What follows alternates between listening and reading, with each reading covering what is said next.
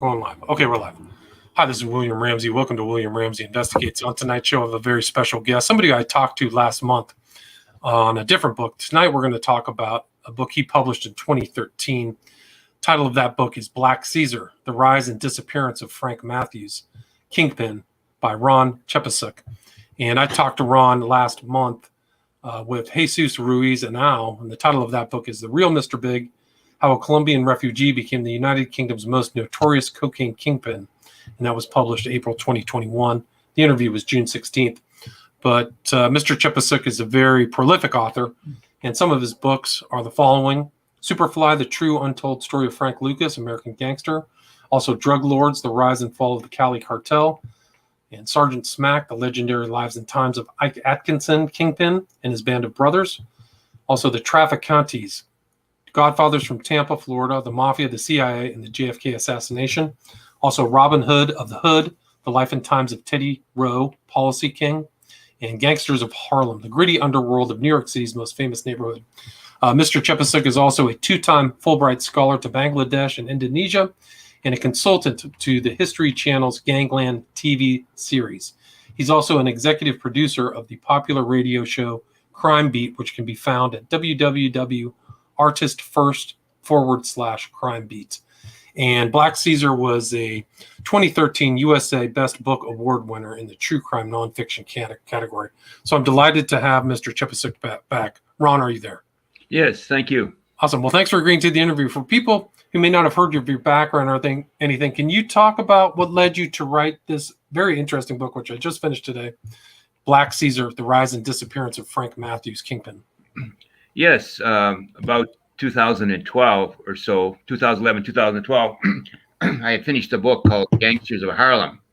And in my research for some of the subjects I profiled in that book, I came across Frank Matthews. And I was really intrigued by him. And I went looking for a book on him, and there wasn't any. And I couldn't believe it because he was so powerful and so important in terms of the history of organized crime. And so I said that I was going to work on it. And I had done, I first did a documentary, and I was a co-producer and co-director of the documentary on Frank Matthews, and that went pretty good. And in that documentary, we only covered the first part of his life. We didn't cover the part where he disappeared, which is probably the most interesting part of his life. And so I did additional research. I located the agents that tracked Matthews, that tried to find him, and talked to a bunch of people that knew him and all that, and came up with this book.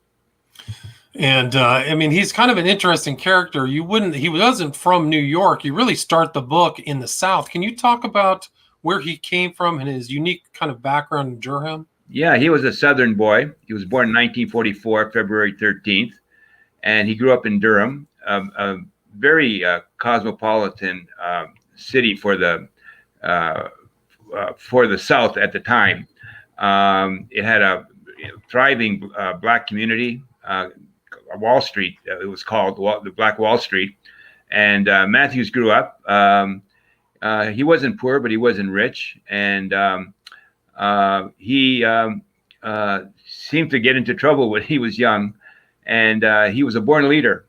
His nickname was Pee Wee, but he was really a tough kid. And at age around 16, he got into trouble with a white chicken farmer, who he slugged. And he ended up in reformatory prison.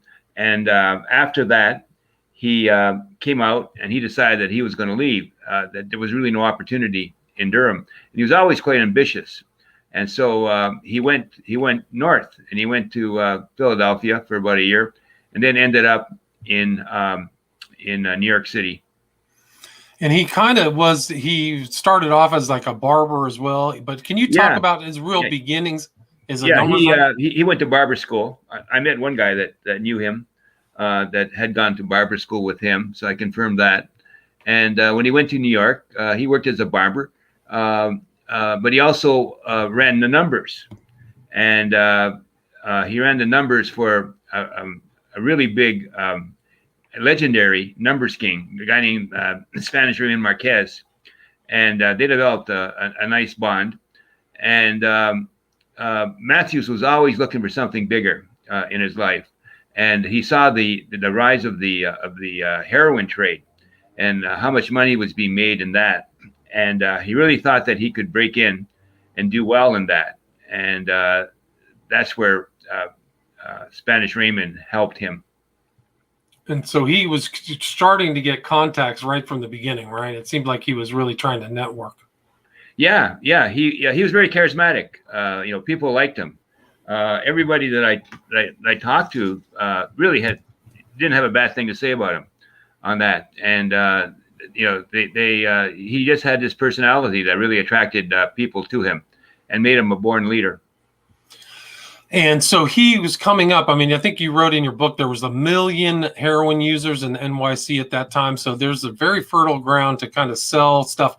Can you talk about his relationships? And also, he kind of came surfaced or really became successful in the time where African Americans were being much more integrated into American society. Is that correct? Yeah, right. I mean, he went to New York about 1964 or so.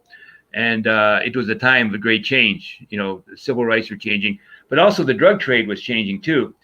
Law enforcement was having great success against the French Connection, the legendary French Connection, which in its heyday controlled about 95% of the heroin trade. And the French Connection was sort of a misnomer. The heroin was processed in Marseille. That's where the name came from. But it was run by the Italians, the Italian mafia. And the U.S. government was having great success against them, and that opened up opportunities for black gangsters. Traditionally, they were the people that handled the dope for the Italian mafia. They didn't like to get their hands dirty, they liked the money, and but they didn't want to peddle on the street. So that's where the black gangsters came in, and they played a very subservient role. But in the late 60s, you saw the rise of a number of interesting and powerful black gangsters, guys like Frank Lucas, for example. This was his period as well. And you know him from American Gangster. And Nicky Barnes, Mr. Untouchable, that was another person that got his start in this particular period as well. Right. So they're kind of were in stride, these other kind of black gangsters, and they kind of had tensions with the Italian mafiosi. Is that correct? Yeah. They started to, like I said, traditionally they were subservient, but they started to assert their independence from the Italian mafia. Matthews had a love-hate relationship with the mafia, so to speak. He once said that he wanted to warn the mafia. He said, "You touch any of my men, and I'll come down Mulberry Street and shoot every wop in sight." And he had a tense relationship with the mafia. But at this point, the black gangsters were rising in power, rising in stature. And they had the ability to stand up to the mafia. And he kind of made his own connections to get rid of the middlemen and become a real distributor from the source. Is that correct? Well, yeah. Initially he went to to get into the drug trade. We really needed the Italian mafia to give the consent. So Spanish Raymond, who had connections with the Italian mob, arranged a meeting with Matthews, with one of the crime families in New York City, and he made his pitch, and the mafia turned him down.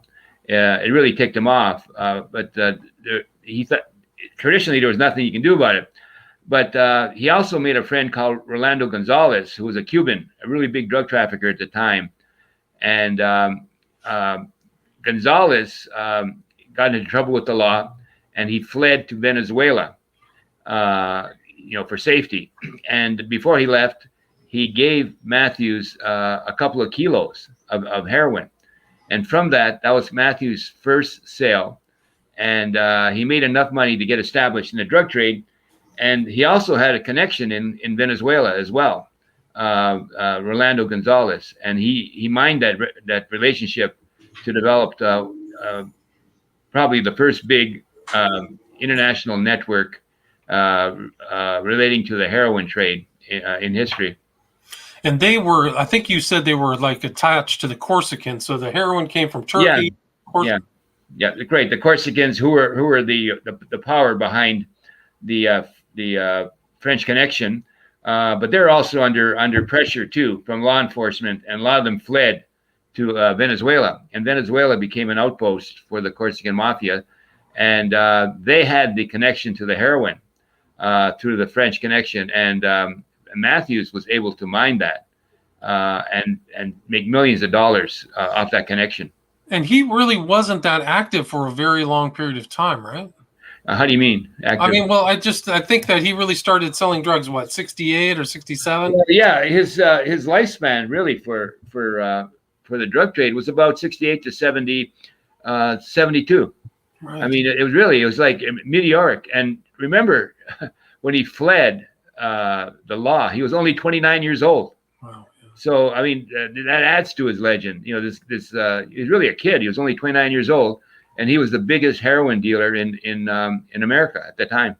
Right. And you said that he really started kind of an industrial scale. He had tons of employees. Can you talk about his operation and how he managed it?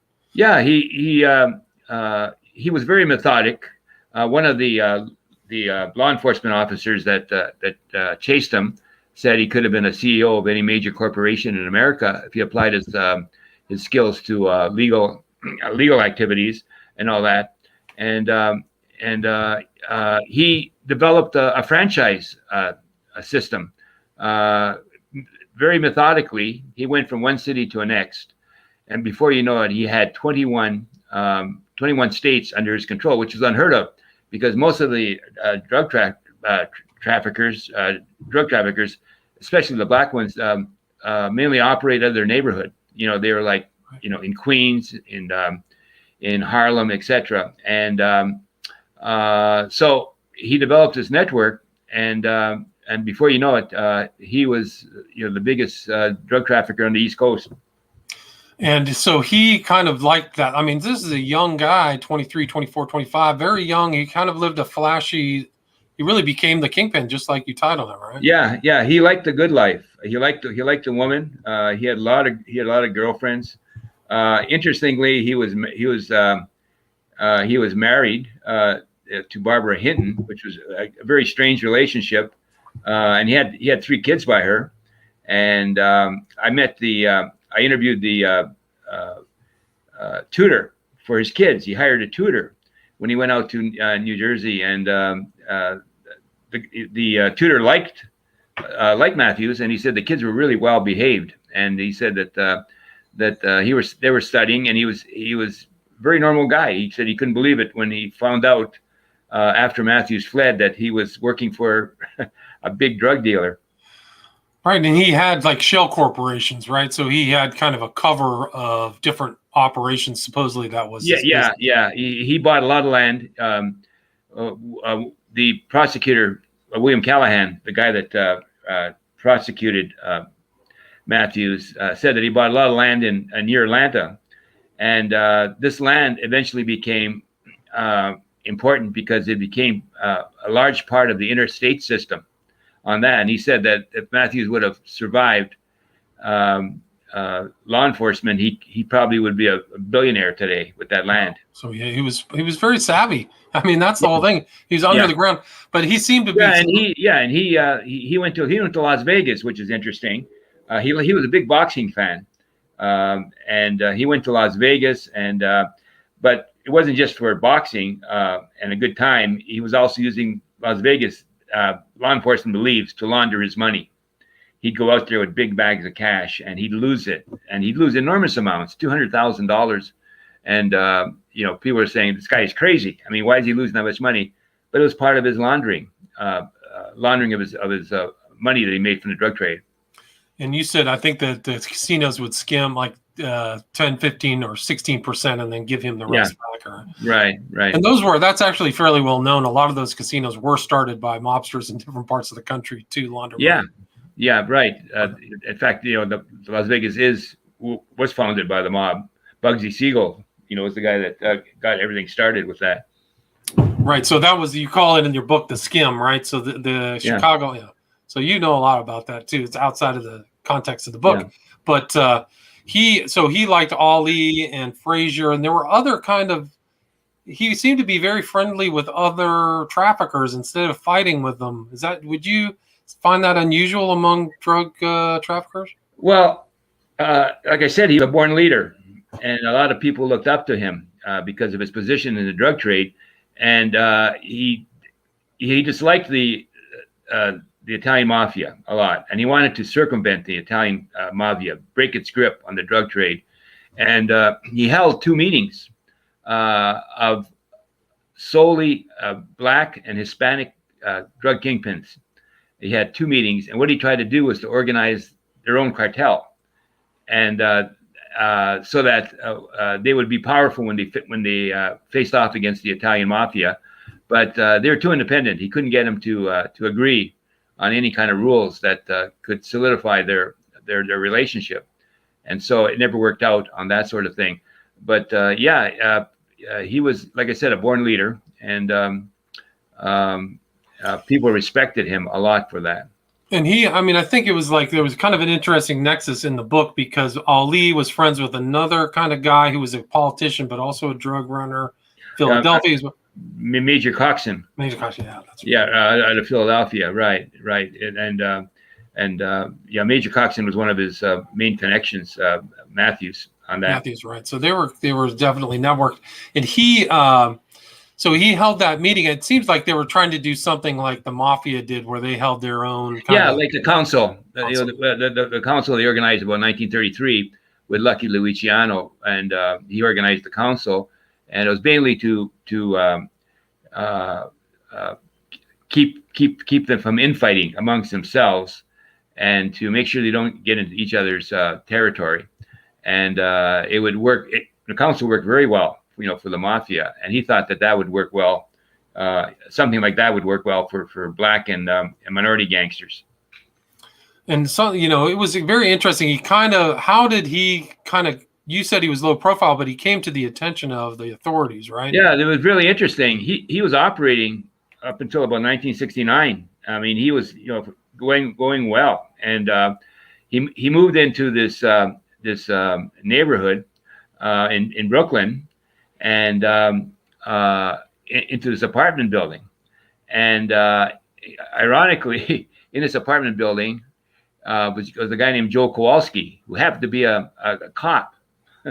And cops are always suspicious, and he'd see these Black guys coming into the apartment from, like, they had license plates from all over the country, and it looked kind of shady to him.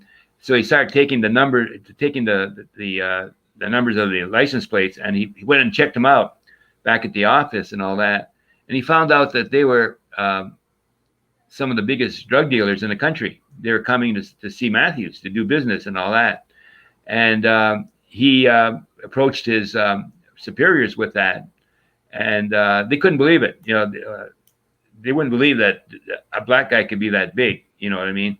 And but anyways, he convinced them to do surveillance on them, and from that they built a case on Matthews, and that began the investigation of Matthews.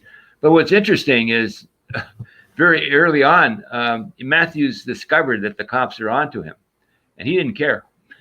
He'd talk on the phone, and he'd tell his guys, he'd say, "Watch what you say." He says, "They're listening to us. The fuzz is listening to us," and all this sort of stuff. And it was quite funny because they tracked him, and he'd take his car, and he'd go about 90 miles an hour down the road, and they'd have to go follow him, and then he slammed the brakes on, and they would have to do that, and he literally drove them nuts. But eventually he got careless, and Matthews was ahead of his time in a lot of ways, and one of them was unfortunately in addiction too. He was into cocaine, and this was before the big cocaine epidemic back started in the late 70s, early 80s, and I think he became addicted to cocaine, and it affected his judgment, and he did a lot of irrational things, and eventually it got him into trouble with the law, and that's why he had to flee.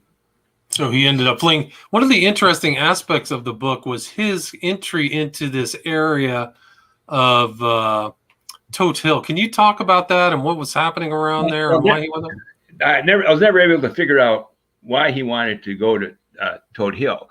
I think that he was thinking about getting out of the drug trade. He was always planning ahead, and I think that he was thinking about trying to live a legitimate life.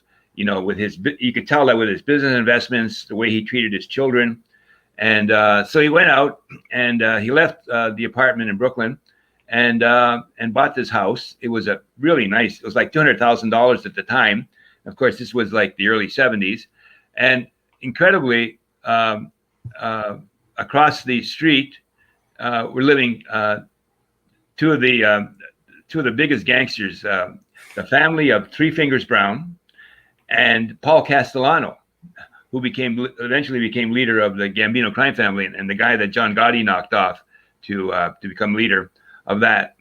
And it was incredible. And and Castellano and Brown found out who was living across from them, and they couldn't believe this guy, the huevos this guy had, to move across the lane. And he would drive them nuts. He'd have parties at night, and he'd make all kinds of noise and all that.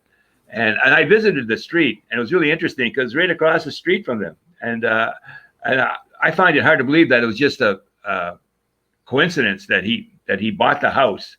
I think he was doing that to rub it into the mafia on that. It is interesting. He bought the lot too and had his house specially built, right? Yeah. Oh yeah. Yeah. He had everything built. The sinks were lined with gold and all that sort of thing. He was very, very opulent, and it got so bad with the mob, and the cops had the mob wired too, and they heard them that they were planning to kill Matthews because he was going to become such a nuisance to them on that. But he fortunately for Matthews, he left before that could happen. If I remember, he had to leave. He had to leave. He fled. Right. Well, if I remember correctly, Castellano never left his house. Everybody did business in his mansion there, right? Yeah. And of course, that bothered him too because he's always around the house, right? And he had to and Matthews was the only black person living in that neighborhood. And and I checked it out today. They're like $1 million houses, so it's really exclusive neighborhood on that. Yeah, I think you wrote in your book is like the highest bluff close to the ocean, close to the Atlantic Ocean from Florida to Maine or something. It's yeah. I think you also wrote that was the scene for the introductory scene in The Godfather, right?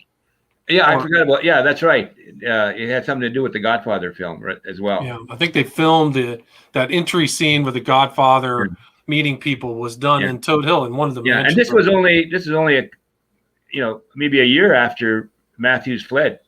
Matthews fled. It was like what Godfather's 74, 75. Yeah, I think you're right. So, and I think there were other mob families up there too, or supposedly connected families. I don't remember. Yeah, but it is a fascinating story. So he was definitely an up and comer, ambitious. Moved into Toad Hill, had a mansion, wives, girlfriend, and wife, kids, and what happened next? Well, eventually they built a case against him. They had enough information, and they're thinking about charging him with drug trafficking. And so in the just Christmas time of 1972, Matthews was planning. He was really he had planned an escape. He had something in the works, but he was a big sports fan, and he was going to the Super Bowl in Los Angeles that year, and it was the Redskins and Miami, that famous 14-0 team, the undefeated team and all that.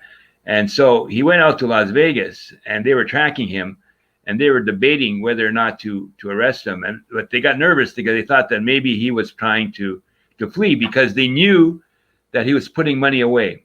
And I talked to one of the agents. He told me that for about 20 months or so, he'd been putting like $1 million away, and in the bank accounts.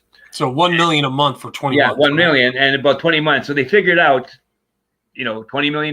That's where that $20 million came from. That he fled with $20 million on that. And so he went to Las Vegas, and they were deciding. So they decided they're going to go ahead.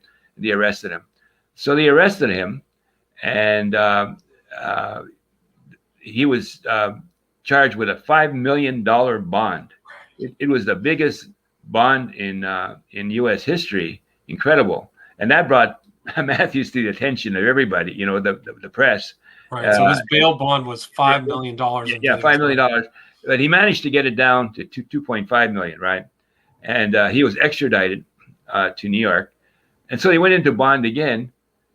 And could you believe this? It was $350,000, which was chump change for Matthews. I mean, it was like, a pocket full of money for us.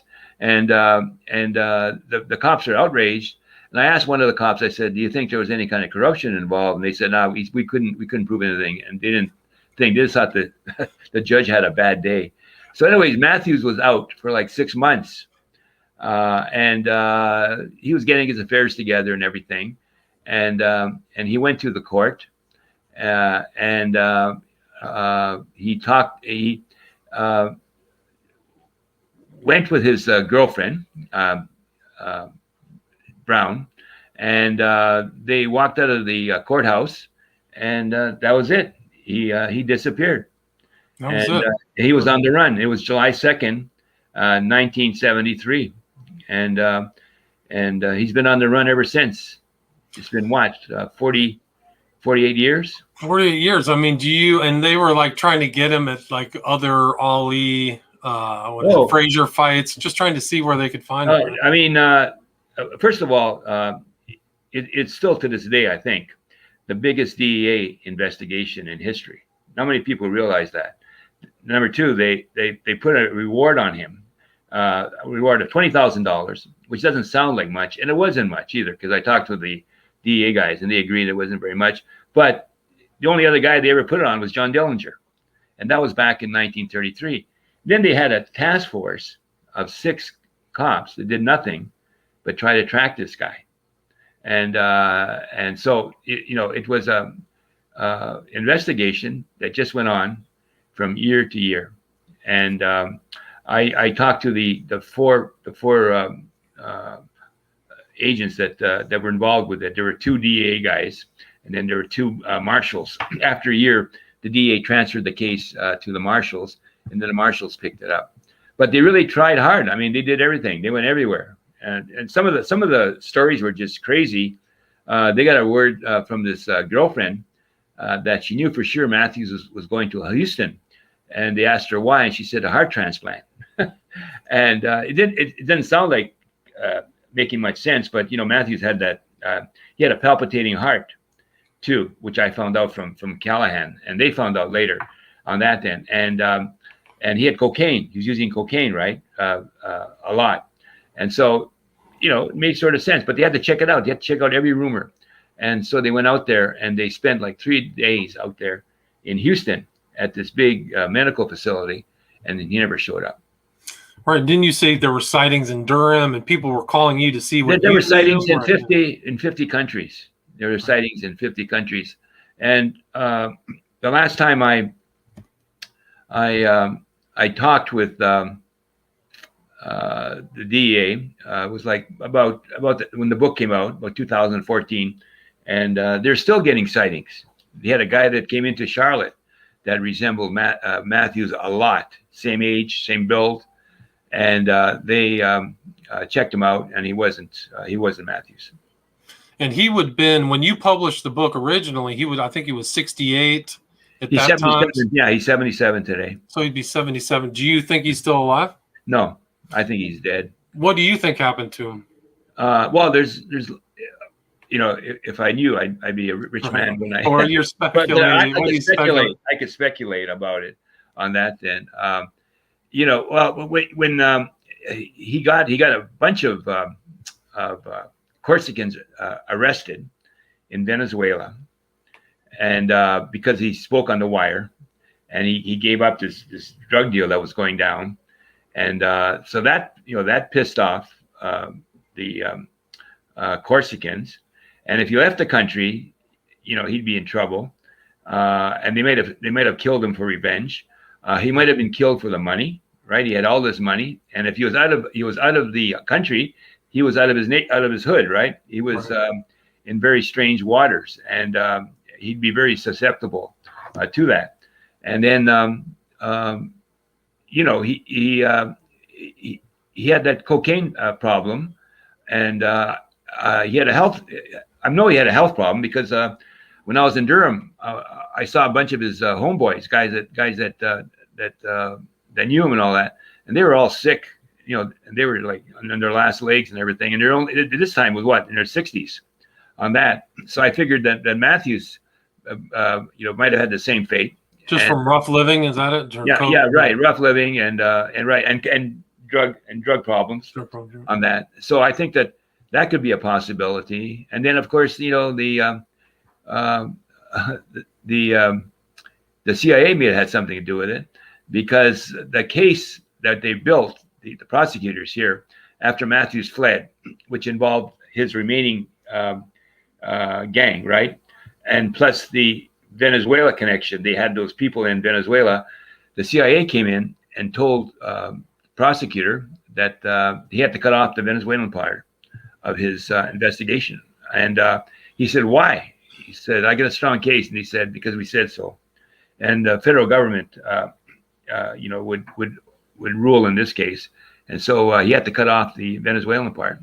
And we never really knew what happened on that part, because most of those guys, there was like 18 of them that were arrested. It was a big drug case, and they were released.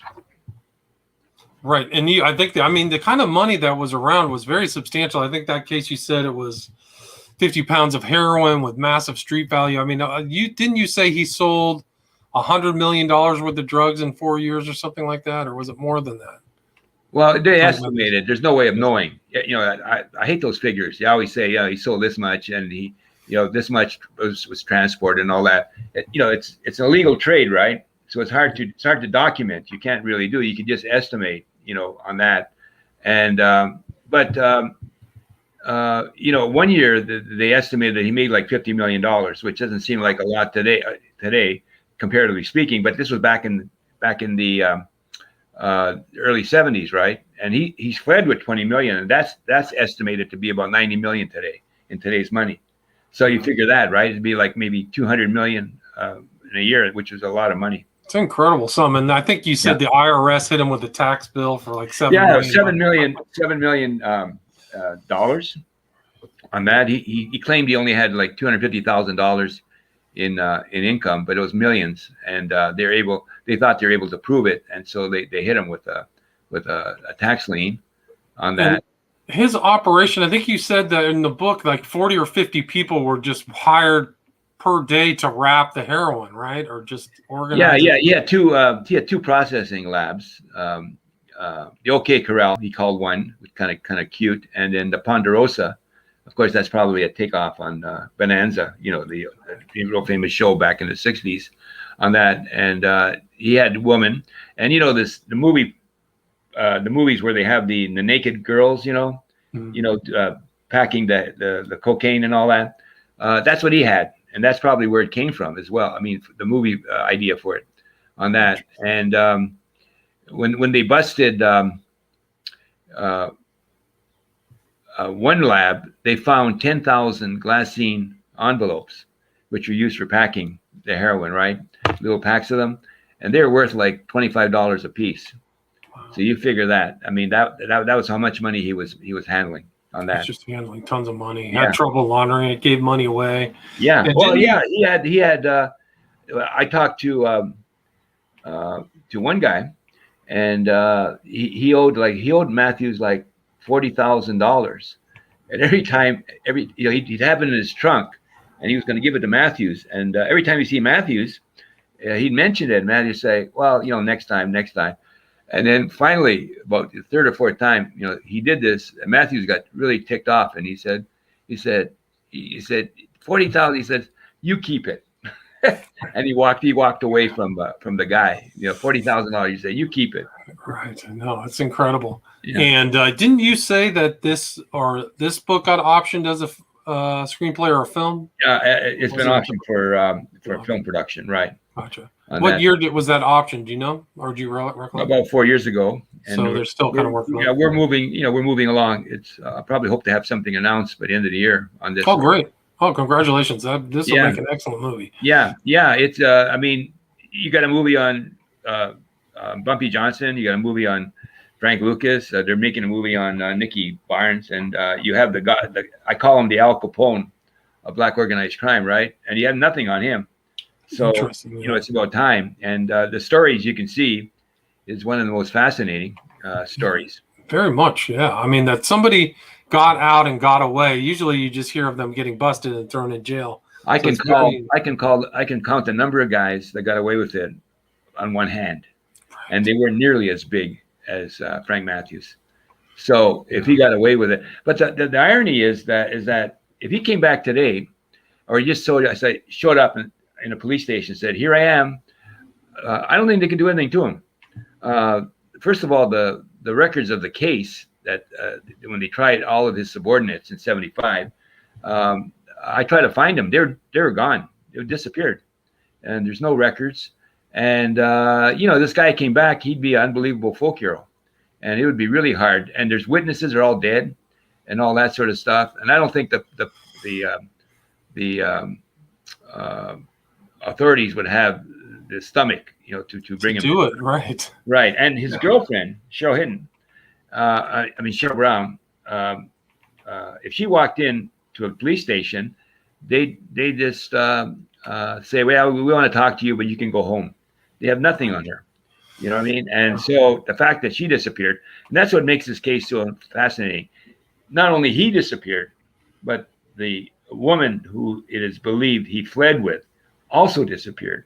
And in both cases, there's been absolutely nothing. No fingerprints, no photographs, no snitches, nothing.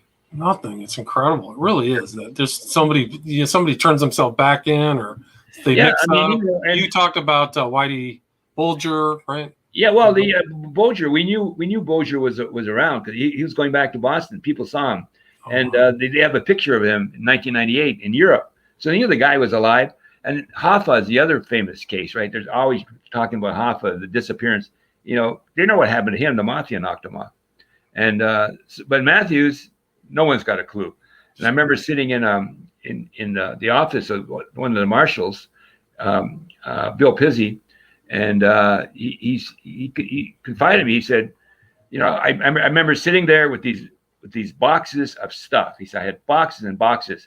It was like 10 years after we had investigated Matthews, and at the end of the day, we had nothing.